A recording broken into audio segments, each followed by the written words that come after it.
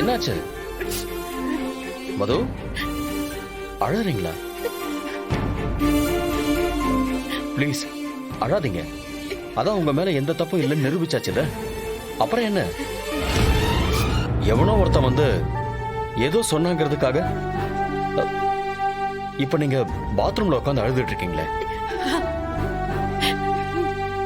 வேண்டாம் மது, வெளியே வாங்க. மது, என்ன இது சின்ன குழந்தையாட்டம்?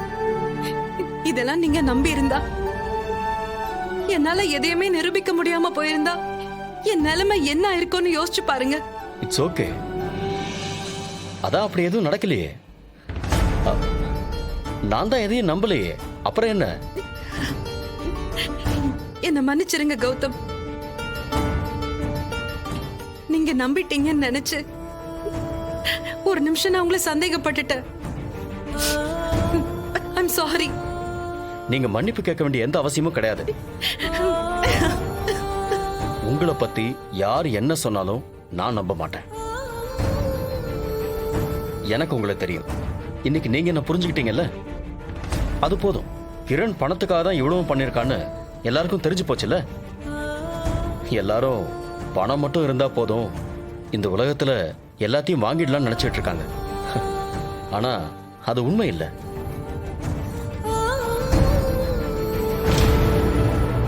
பணத்தால பாசத்தை வாங்கவே முடியாது.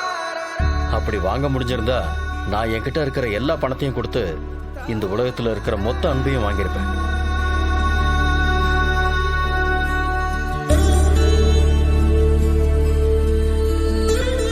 இது இது அப்போ அன்னைக்கு வாஷ்ரூம்ல என்கிட்ட பேசினது இவர்தானா?